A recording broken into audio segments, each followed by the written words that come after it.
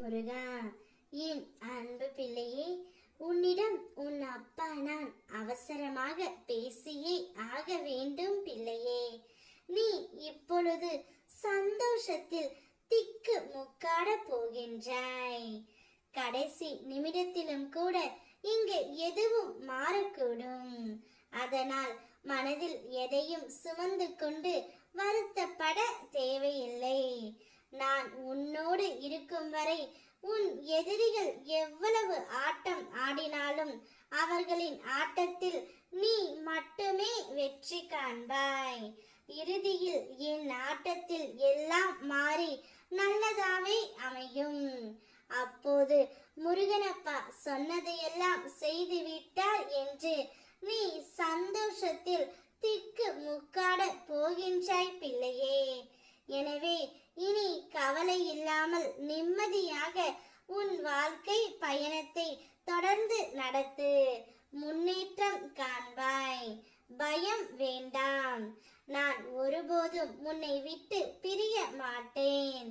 நீ நினைக்கும் ஒவ்வொரு நொடியும் என் நிழல் உன் பின்னே இருக்கும். நெஞ்சில் என்னை வைத்துக் கொண்டே இரு. உன் வாழ்க்கையில் நிழல் போல் நான் துணையாக இருப்பேன் பிள்ளையே. எந்த சோதனையும் உன்னை நெருங்காது. இது உன் அப்பன் முருகன் வாக்கு. உன்னிடம் அகங்காரமாக நடந்தவர்கள் யாராக இருந்தாலும் அவர்களுக்கு நான் பாடம் கற்பிப்பேன். அவர்கள் செய்த தவறை உணர வைப்பேன். உன்னை பயன்படுத்தி விட்டு உதாசீனம் செய்பவர்களை நான் பார்த்து கொள்கின்றேன். யாரும் என் கண் தப்ப மாட்டார்கள். நீ என் பிரியமான பிள்ளை. உன் மனம் கலங்கும் போது நான் உனக்காக வராமல் இருப்பேனா என்ன? உன் பிள்ளைகளின் எதிர்காலம் பற்றி கவலைப்பட வேண்டாம். அதற்கும் தீர்வு உண்டாகும். ஆலயத்திற்குள் வர முடியாமல் தடங்களாய் இருக்கிறது என்று வருந்துகின்றாய்.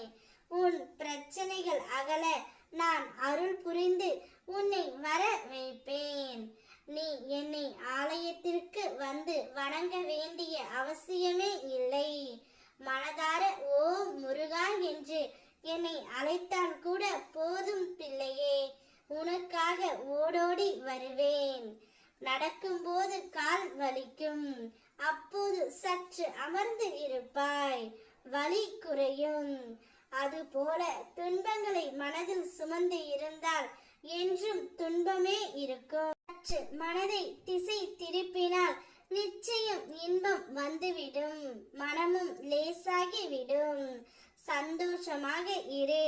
உன்னை சந்தோஷத்தை நான் மூழ்கடிக்க செய்வேன். ஓம் முருகா.